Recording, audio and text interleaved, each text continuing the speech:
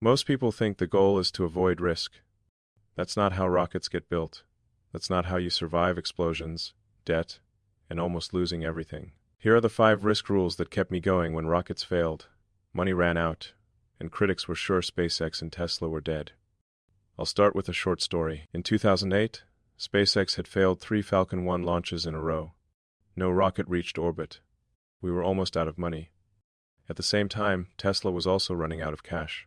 Financing was falling apart. I've said 2008 was one of the worst years of my life, soon waking up from nightmares, in physical pain from the stress. If the 4th Falcon 1 launch failed, SpaceX was finished. If we couldn't save Tesla, that was finished too. I took what was left of my money and split it between both companies.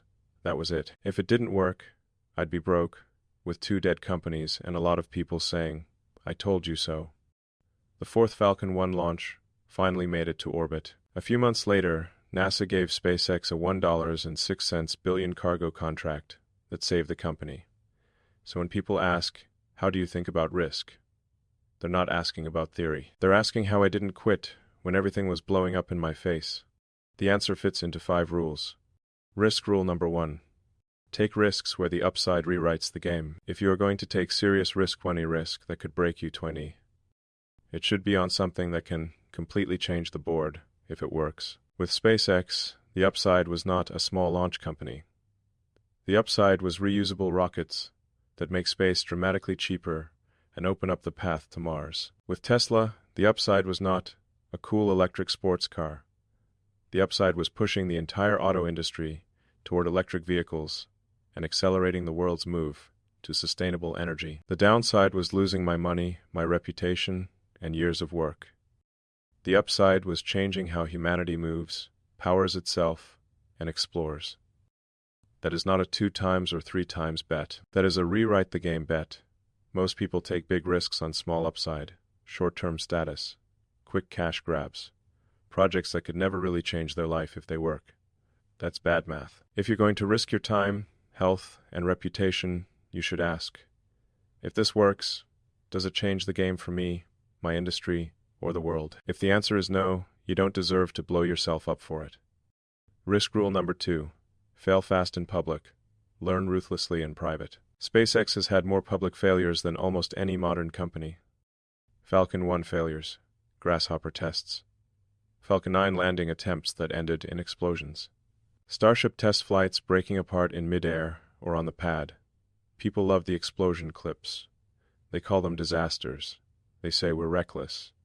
What they don't see is the data. Every time a rocket fails, we collect huge amounts of information, engine behavior, structural loads, guidance and control responses, thermal data. Inside SpaceX, a failed test is successful if it teaches us enough to make the next rocket better. The only true failure is not learning. Traditional aerospace culture hides failure. We do the opposite. We put it on the internet. We let the world watch us blow things up. That's not ego. It's speed. Risk rule 2 is simple.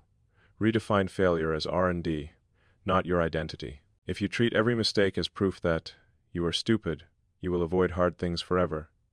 If you treat every mistake as a test report, you will move faster than almost everyone. Design your experiments so that they can fail without ending you. They give clear feedback. You can run the next test quickly. That's how rockets improve. That's how careers improve too. Risk rule number 3. Cap the downside. Protect survival while you risk comfort and reputation. Failure is an option here. If things are not failing, you are not innovating enough. People quote that a lot.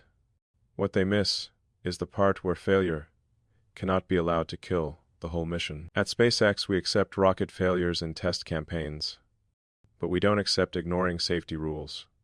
We work with regulators. We have engineering checks and redundancy. We can lose a prototype.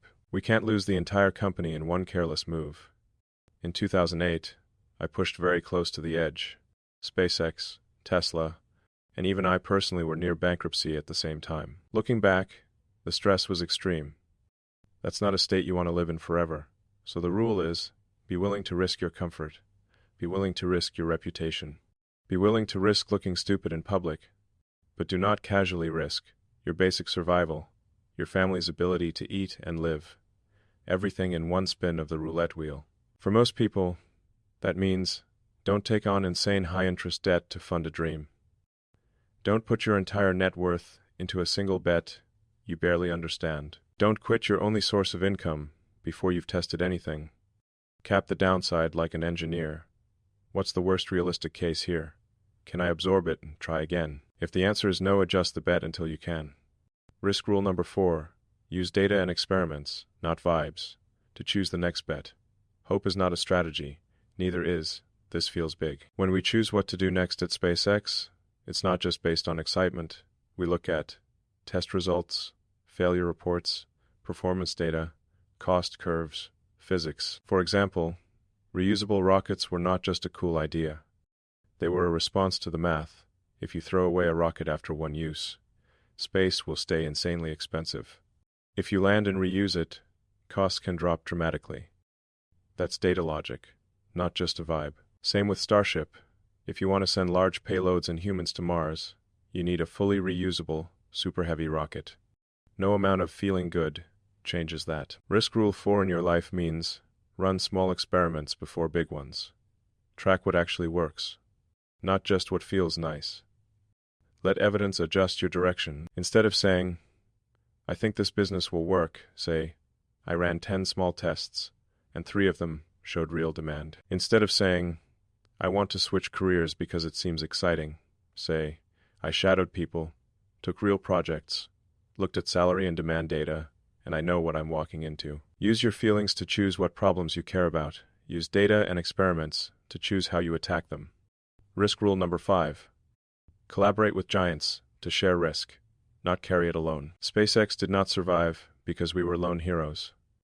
A huge part of the story is NASA. After Falcon 1 finally reached orbit in September 2008, NASA awarded SpaceX a $1.06 billion commercial resupply services contract to carry cargo to the International Space Station. Later, under the Commercial Crew Program, NASA invested billions more to help develop Crew Dragon for astronaut flights.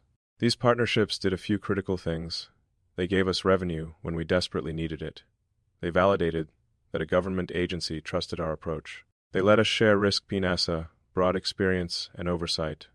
SpaceX brought speed and innovation. The same pattern shows up across industries.